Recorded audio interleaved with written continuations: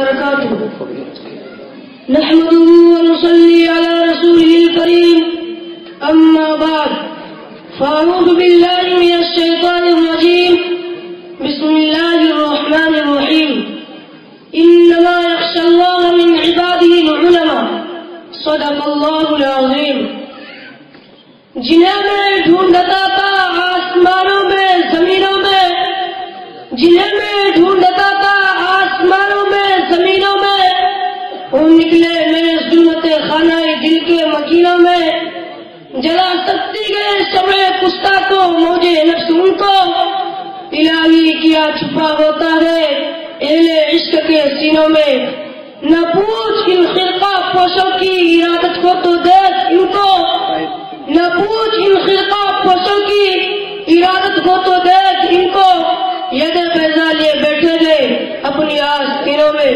قابل قدر سامعین کرام اور مہمانان اعظام، آج میں بنیادان باصفا، شہیدان عشق و وفا، وارثان بلال اور عشاق نبی کی تذکرے کی سعادت حاصل کر رہا ہوں، جن کا قلب و جگر نبی کی عظمت سے معمور تھا، جن کا دل عشق نبی سے سرشار تھا، جن کے چہرے پر عزم و استقلال کے کرنے جلوہ فرمتے، جنہوں نے اہل جہاں کو عشق نبی کا درس دیا، صنف انسانی کو محبت کا پیغام سنایا، جنہوں نے امت کو نبی سے پیار کرنا سکھایا، عشق نبی کا طریقہ بتایا، محبت نبی کا راستہ دکھایا، دنیا جن کو علماء دیوبند کہتی.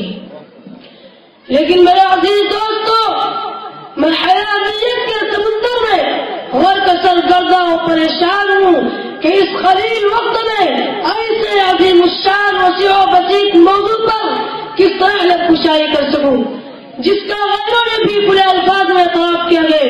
ان کے کن کن گوشوں کو ان کی زبان پر لاؤں، کن کن خوبیوں کو بیان کروں اور کن کن خصوصیات کو نظر انداز کروں، ان کے عشق نبی کا واقعات کا سیر کراؤں یا ان کے مجاہدانہ کردار کی اداس سناؤں. عشق نبی سے سرکار مولانا قاسم نانوتوی رحمۃ اللہ علیہ کی صبرحت کی منظر کشی کروں یا روزایت حل پر مولانا حسین احمد مدنی رحمۃ اللہ علیہ کی درس حدیث کی جھلک دکھاؤں. عشق نبی سے خطاب مولانا رشید احمد گنگوہی رحمۃ اللہ علیہ کی دل کا تذکرہ کروں یا آزادی کے موقع پر علماء دیوبند اور عشق نبی کی تاریخ بتاؤں.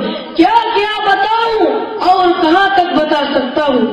خدا جاؤ اگر تم سے ہو سکے تو علماء دیوبند اور عشق نبی کی داستان تاریخ کے اوراق سے پوچھو، مکہ کی گلیوں سے پوچھو، مدینہ کی ریگستانوں سے پوچھو، بالا کوٹ کے پہاڑیوں سے پوچھو.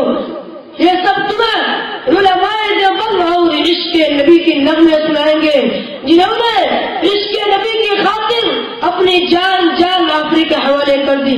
حق تو یہ ہے کہ اگر سرزمین دیوبند پر علماء دیوبند کی شکل میں احسان خدا نہ ہوتا تو عشق نبی طریقہ معلوم نہ ہوتا، محبت نبی کا وجود نہ ہوتا. اگر علماء دیوبند نہ ہوتے تو نبی سے پیار کرنا نہ آتا، نبی کو سینوں میں بسانا نہ آتا، نبی سے چمٹنا نہ آتا. میرے دوستو، مولانا قاسم نانوتوی رحمۃ اللہ علیہ جیسی ہستی سے کون نا واقف ہے؟ انہیں کون نہیں جانتا ہے جو علماء دیوبند کے سب سے بڑے لیڈر، سب سے بڑے قائد اور سب سے بڑے رہنما گئے. جب بیت اللہ حج کرنے کے لیے جاتے گئے، مدینہ کے قریب پہنچتے گئے، عشق نبی سے سرکار مولانا قاسم نانوتوی رحمۃ اللہ علیہ مدینہ سے 7 میل پہلے ہی اپنا جوتا اتار لیتے ہیں. کسی نے کہا حضرت یہ پتھریلی زمین ہے، پیروں میں پتھر لگے گا، پیر زخمی ہو جائے گا. فرمایا کہ پتھروں کی کوئی بات نہیں ہے، زخم کی کوئی بات نہیں ہے. میں جوتا اس لیے اتارتا ہوں کہ شاید آج سے 1400 سال پہلے اس سب زمین پر رسول اللہ کے نبوت والے قدم آئے ہو اور نانوتوی کا گستاخ جوتا کہیں رسول اللہ کے قدموں پہ نہ جائے. اللہ اکبر، کیا عشق رسول تھا. اور ایک انگریز گرفتار کرنے کے لیے آئے. 3 دن روپوش ہو کر باہر نکل گئے. کسی نے کہا حضرت آپ 3 دن کے بعد باہر نکل آئے, ابھی تو آپ پر وارنٹ باقی گئے, انگریز آپ کو پھانسی دے دے گا.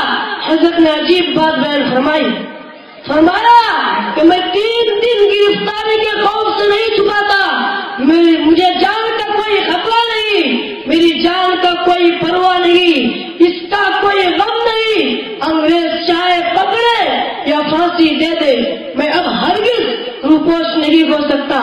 اور فرمایا خدا کی قسم میں 3 دن بھی روپوش نہ ہوتا اگر رات میں میرا پیغمبر 3 دن نہ لگا ہوتا. کہیں پیغمبر کی یہ سنت نہ چھوٹ جائے. اللہ کیا عشق تھا رسول کا, کیا جذبہ تھا اتباع سنت کا, کیا شوق تھا تقلید پیغمبر کا. مسلمانوں ذرا سوچو تو صحیح, آخر وہ کون سی محبت تھی حضور کی جس نے مولانا قاسم نانوتوی رحمۃ اللہ علیہ کو نبی کا دیوانہ بنا دیا تھا.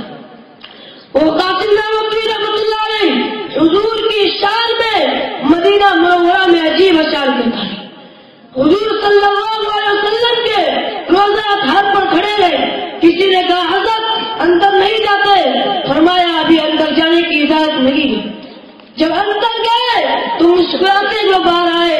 کسی نے پوچھا حضرت کیا ہوا, فرمایا میرے آقا کا تو مجھ پہ اتنا کرم تھا, میرے آقا کا تو مجھ پہ اتنا کرم تھا کہ بھر دیا دامن پھیلانے سے پہلے. یہ اتنا کرم کیوں یہ کیا سلسلہ میں نشہ رنگ لایا پلانے سے پہلے. اور مولانا قاسم نانوتوی رحمۃ اللہ علیہ نے روزہ کو خطاب کر کے کہا تھا کہ ہزاروں بار تجھ پر ہے مدینہ میں فدا ہوتا ہوں, ہزاروں بار تجھ پر ہے مدینہ میں فدا ہوتا ہوں, جو بس چلتا تو مر کر بھی نہ تجھ سے میں فدا ہوتا. شیخ ایرانی رسالت کے پروانوں قطب عالم حضرت مولانا رشید احمد گنگوئی رحمۃ اللہ علیہ, ان کے عشق نبی کو کن الفاظ میں بیان کروں جن کے رضا ریشے میں شہنشاہ کونین کی محبت کوٹ کوٹ کر بھری ہوئی تھی. چنانچہ ایک واقعہ ہے کہ مولانا رشید احمد گنگوئی رحمۃ اللہ علیہ کی خدمت میں کچھ کپڑے مدینہ منورہ سے اتار کے, تو حضرت نے ان کپڑوں کو عظمت و وقعت کی نگاہ سے دیکھا اور بسط خوشی قبول کرتے ہوئے انہیں بوسہ دیا.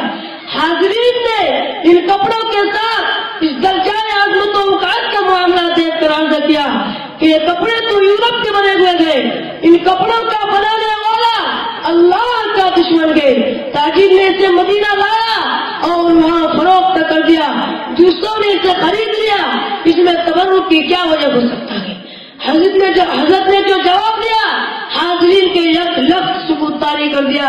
فرمایا کہ مجھے معلوم ہے یہ کپڑے یورپ کے بنے ہوئے گئے, ان کپڑوں کا بنانے والا اللہ کا دشمن ہے, اسلام کا دشمن ہے, قرآن کا دشمن ہے, پیغمبر کا دشمن ہے. لیکن یہ کپڑے قابل احترام اس لیے گئے کہ ان کپڑوں کو مدینہ کی ہوا لگ چکی ہے. ہائے ہائے کسے معلوم, ہائے ہائے اللہ ان کی قبروں پر سینکڑوں رحمتیں نازل کریں. اور ایک مرتبہ مولانا رشید احمد گنگوئی رحمۃ اللہ علیہ حدیث کا درس دے رہے تھے. بارش آ گئی, طلبا حدیث پڑھنے لگے اور حضرت حدیث پڑھانے لگے. بارش آ گئی, بارش کی وجہ سے تمام طلبا اپنی اپنی کتابیں لے کر اندر چلے گئے اور حضرت نے اپنی پگڑی بچھائی اور اس میں طلبا کی جوتیاں بھرنے لگے. لوگوں نے کہا حضرت کیا کر رہے ہیں؟ فرمایا کہ میں تمہاری جوتیاں نہیں اٹھا رہا ہوں, تم رسول اللہ کی حدیث پڑھتے ہو, میں تمہاری جوتیاں نہیں اٹھا رہا ہوں, بلکہ میں تو رسول اللہ کے مہمانوں کی جوتیاں اٹھا رہا ہوں.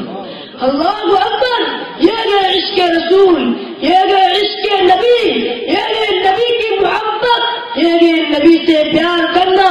عشق رسول کا سبب علماء دیوبند کی جماعت نے دنیا کو دیا. اگر مولانا قاسم نانوتوی رحمۃ اللہ علیہ اور مولانا رشید احمد گنگوئی رحمۃ اللہ علیہ کا قافلہ ہندوستان کی سرزمین پر نہ ہوتا تو خدا کی قسم عشق نبی کا طریقہ سمجھانے والا ہمیں کوئی نہ ہوتا. میرے عزیز دوستو, آج کی اس نام و نہایت دنیا میں اس کے رسول کا دعویٰ کرنے والے تم کو ہزاروں مل جائیں گے، محبت رسول کا دعویٰ کرنے والے تم کو ہزاروں مل جائیں گے۔ ماشاء اللہ، یہ